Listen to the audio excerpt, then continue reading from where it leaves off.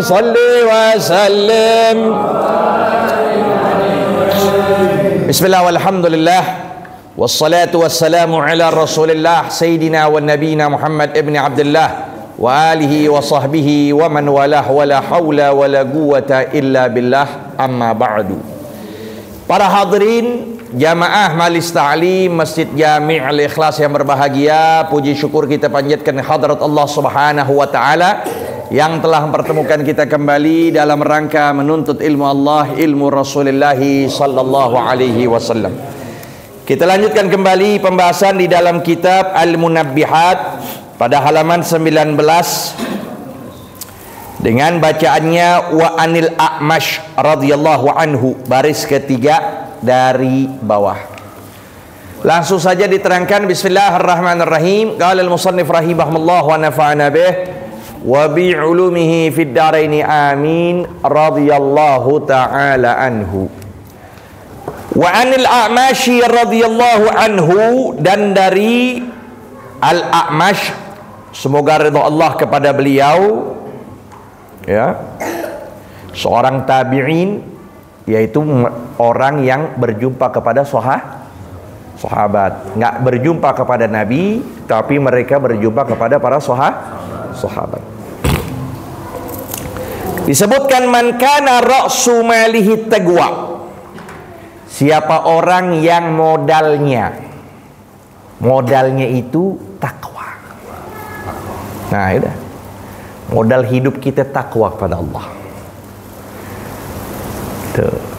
Arti takwa intinya adalah makhafatullah, takut pada Allah, sehingga dia jaga mulutnya, takut keceplosan bicara hal yang tidak berguna. Dia jaga matanya, dia jaga pendengarannya, seluruh. Itu inti takwa. Maka Imam Ali karramallahu wajhah memiliki definisi dalam takwa, al-khauf minal jalil, takut kepada Allah, wal amal bitanzil, mengamalkan apa yang ada dalam kandungan Al-Quran, ya, wal istidad liyumir rahil, dan mempersiapkan diri ketika datangnya kematian. Itu dia. Jadi intinya itu, kalau kita modal hidup di alam dunia takwa, maka apa dikatakan kallatil alsun an wasfi ribhi dinih, niscaya bakal tumpul lidah untuk mensifati kebaikan agama tu orang. Apa maksudnya? Segala sifat kemuliaan selalu diutarakan buat orang tersebut, nggak ada habis-habisnya. Nah, makanya dibikin hall, ya kan?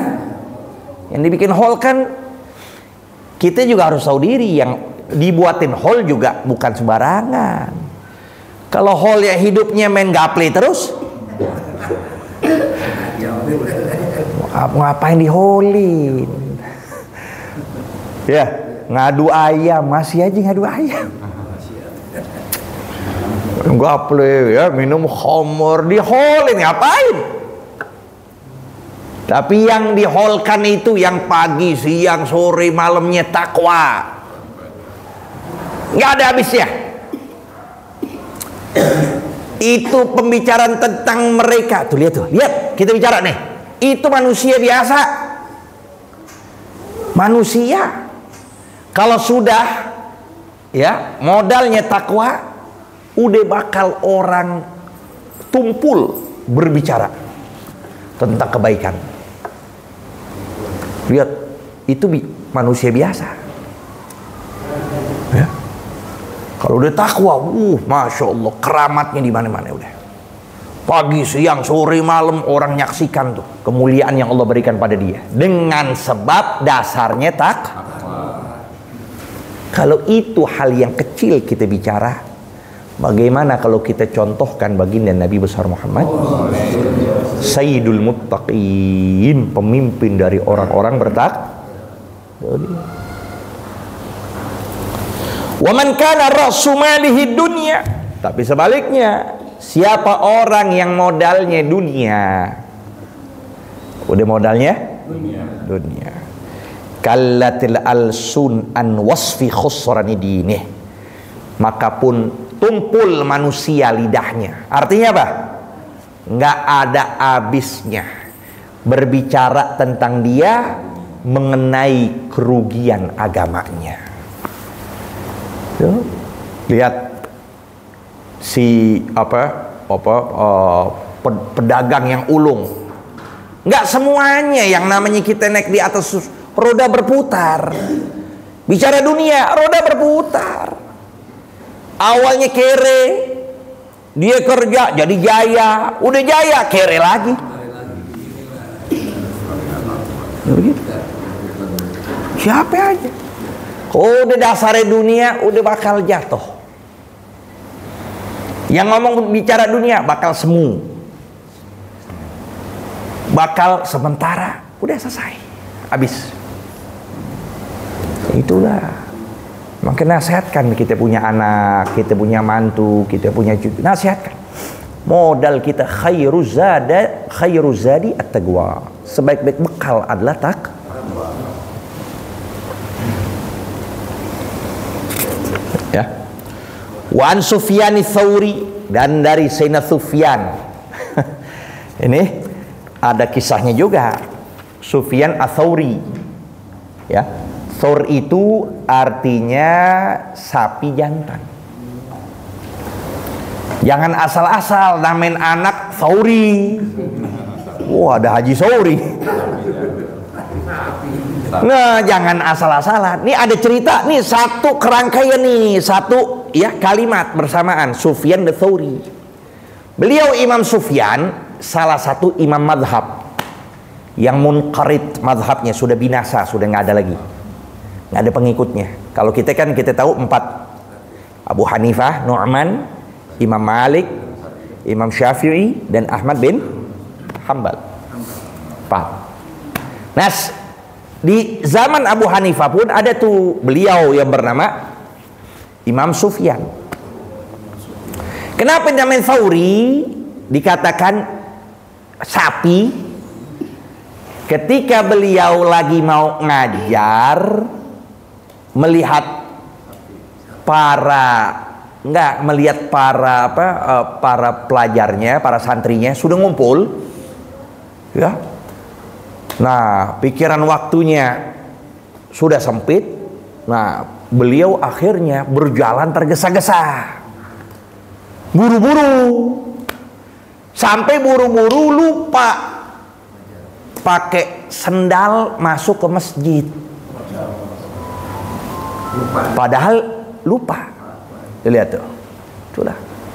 Kalau orang yang sudah dapat manzur, sudah orang yang dapat pandangan Allah, perhatian Allah, sedikit kesalahan langsung ditegur. Tuh, begitu tuh orang-orang soleh begitu. Nggak qiyamul lail, langsung sumpek hatinya. Nggak sedekah, langsung kepikiran. Disentil tuh Allah tuh hatinya supaya lempeng lagi ke jalan, keren lagi, betul lagi. Nah, beliau begitu, lupa pakai alas kaki masuk mas. Dari situlah terdengar seluruh santri dan jamaah yang ada suara yang berbicara tanpa ada bentuk dengan menyatakan, "Ikhla na'lak ya Thur." Lepaskanlah sendalmu wahai Thur. Padahal imam madhab, Imam Sufyan ats-Tsauri. Sampailah muridnya kedengaran, wah Thur, ya, temennya tahu namanya Tsauri. Akhirnya dipanggil Sufyan ats-Tsauri. Makanya jangan asal-asalan manggil namain anak Tsauri. Jadi sapi itu anak. Ya. Iya, itu satu kesatuan tuh kalimat Sufyan ats-Tsauri.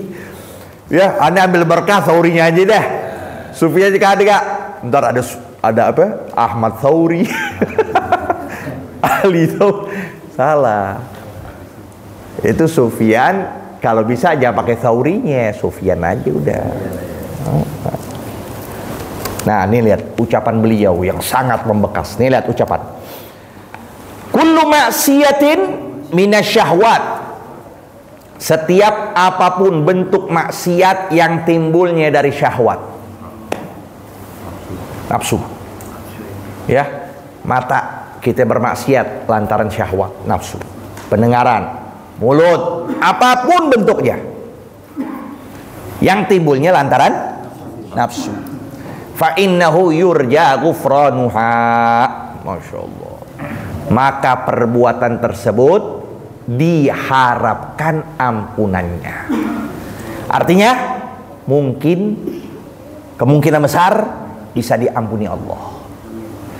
Gimana itu orang, bandelnya itu orang, dia ngelakuin homer, minum homer, ngelakuin apapun bentuk, timbulnya dari syahwat. Itu pintu tobat terbuka luas-luas buat dia. Karena dosa yang dilakukan timbulnya dengan syahwat. Nafsu. Wa kullu maksiatin, nah setiap maksiat minal kibri, yang timbulnya dari sifat sombong. Dia berbuat maksiat lantaran sombong. Aneh yang lebih, aneh yang punya. Nah, itu maksiat lantaran sombong tuh. Aneh yang lebih dari dia. Nah, itu iblis dia udah. Udah ngomong lebih-lebih, bukan manusia, iblis itu. Kullu maksiatin minal kibri fa innahu la yurja ghufranuha. Kalau maksiat timbulnya dari sifat sombong, maka sungguh demikian tidak diharapkan ampunannya. Pintu taubat tertutup, ya, rapat-rapat buat mereka. Kenapa? Dilanjutkan, li'anna maksiata iblisa kana asluha minal kibri. Lantaran maksiat iblis itu timbulnya, sebabnya dari sifat sombong. Da'il kibra fa innal kibra lillahi wahdah wa qatlu inasyaitan lamma takabbara. Itu para ulama ngomong gitu. Da'il kibra, tinggalkan sifat sombong. Fa innal kibra lillahi wahdah. Maka sungguh sifat sombong itu sifat absolut yang Allah miliki, enggak dimiliki oleh yang lain. Wa qatlu inasyaitan lamma takabbara, dan sungguh dilaknat syaitan ketika dia merasa sombong. Itu dia. Ya. Padahal suruh apaan? Suruh sujud. Apa maksud sujud? Bukannya jidatnya ke Adam alaihissalam, bukan. Artinya penghormatan. Sujud, hormatin doang Adam. Nggak mau. Sampai guru kami Habib Salim Syatri cerita tuh. Sampai diriwayatkan bahwa dia datang lagi ketika meninggalnya Adam. Dia minta kepada Allah agar diampuni. Ya Allah, ampunkanlah aku. Kata Allah, nyatakan, baik, akan kuampunkan dengan satu syarat. Kau datangi Adam, sujud. Nah, apa yang diucapkan sama dia kasarnya? Ya Rob, dulu aja pas lagi hidup aku nggak mau sunnah. Ketika dia masih hidup, aku nggak mau sujud. Gimana sekarang udah jadi? Gimana sekarang udah dikubur? Lihat sombongnya begitu tuh. Sifat sombongnya begitu, lihat. Oke, nggak mendapatkan sama sekali pintu taubat. Selama-lamanya. Wa zallatu Adam alaihissalam kana asluha minasyahwah, dan adalah kesalahan yang dilakukan Nabi Adam alaihissalam itu semata-mata dasarnya dari nafsu. Iya, keinginan mau makan buah khuldi, akhirnya dipindahkan dari surga menuju dunia. Tapi diberikan taubat sama Allah. Dibuka pintu taubat. Allah buka pintu taubat kepada Nabi Adam alaihissalam. Nah, dan pintu taubat itu dibuka lantaran beliau bertawasul kepada baginda Nabi besar Muhammad sallallahu. Larinya ke Rasulullah lagi. Minta rujukannya kepada Nabi lagi. Tawasulnya kepada Rasulullah. Wan badiz zuhad, wan ba'diz zuhad, sampai sini dulu. Wallahu a'lam bissawab. Rabbi zidna ilma warzuqna fahma.